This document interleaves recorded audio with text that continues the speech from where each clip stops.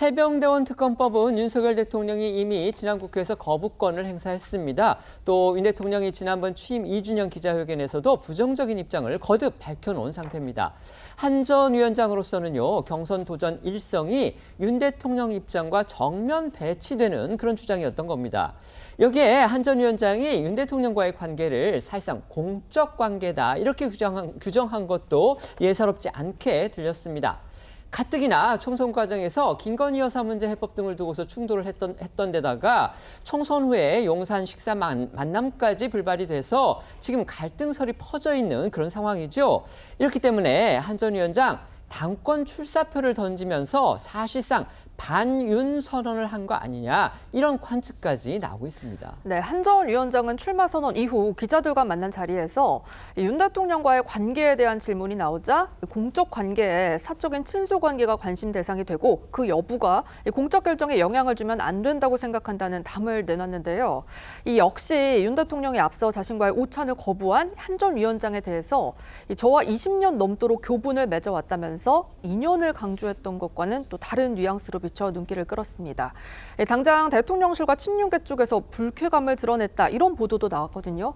중앙일보는 익명을 원한 대통령실 관계자가 국민이 대통령을 멀리하게 만드는 야당식 정치를 해서는 정권 재창출이 유언하다면서 한 전 위원장을 비판했다라고 전했고요. 또 친윤계 쪽에서는 한 전 위원장이 본질과 속마음을 드러낸 거다라는 보다 수위 높은 비판도 나왔다고 합니다. 사실 정치권에서는요, 한동훈 전 위원장이 이 당심 반영 비율이 80%인 전당대회에 출마하기 때문에 그렇다면 어제 하루, 그러니까 출마 선언을 하는 당일이죠. 어제 하루라도 이 당심을 챙기기 위해서 윤 대통령과의 갈등설을 좀 불식시키는 쪽으로 발언하지 않겠느냐 이런 관측이 있었던 게 사실입니다.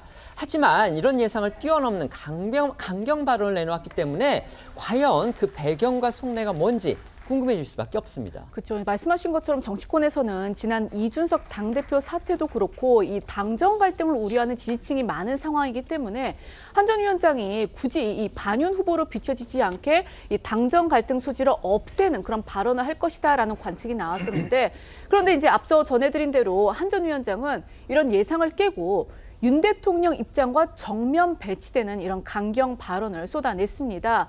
이 한 전 위원장 캠프에서조차 예상보다 수위가 올라간 발언이다라는 반응이 나왔다고 하는데요. 그렇다면 과연 한 전 위원장이 어떤 판단에서 이런 발언을 내놨고 또 어떤 전략을 가지고 있는지 이 부분에 관심이 쏠릴 수밖에 없는데요.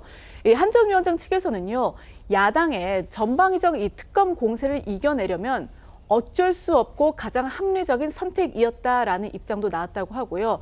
또 한 전 위원장 측에 따르면은 어제 출마 선언문은 본인이 직접 큰 틀을 잡고 세부 발언은 캠프 관계자들과 상의를 거친 결과였던 것으로 전해졌습니다. 해병대원 특검법 선언이 한 전 위원장의 출마 선언문 자체에는 담겨있지 않았습니다. 그 뒤에 이제 기자들과의 질답 과정에서 나왔는데요. 이걸 미뤄본다면 아무래도 이 한동훈 전 위원장의 개인적인 판단, 또 개인적인 소신, 이게 강하게 반영되지 않았느냐 이런 부분도 짐작할 수 있습니다. 네, 관련해 일각에서는 이 정치인 한동훈, 그러니까 대권 주자 한동훈이 홀로서기를 노린 포석이다. 윤심이 아닌 민심대로 하겠다. 이 당정 관계를 재정립하진 않고서는 지난 총선의 패인을 그대로 반복할 수밖에 없다라는 판단이 있었을 것이다라는 해석도 나왔습니다. 관련해서 한 전 위원장도요, 직접 자신이 어떤 판단으로 해병대원 특검법 발의 이 주장을 내놨는지 밝혔고요. 또 다른 당권 주자들이 자신에 대해서 하는 비판, 그거에 대해서도 아주 조목조목 맞받아쳤습니다.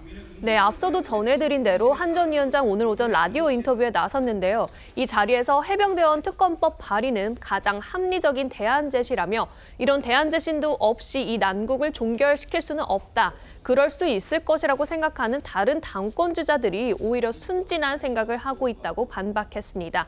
또 한 전 위원장은 당심 반영 비율이 높은 전당대회를 앞두고 대통령실과 각을 세우는 것이 불리하지 않겠냐는 질문에는 정치는 표 계산만으로 하는 건 아니라고 생각한다고 답했는데요. 직접 들어보시겠습니다. 저 정도의 합리적인 대안 제시 없이 이 난국을 종결시키고 이 논란을 종결시키고 다음 단계로 다음 건설적인 주제로서 정치를 옮겨갈 수 있을 것인가. 그럴 수 있다고 생각하는 것.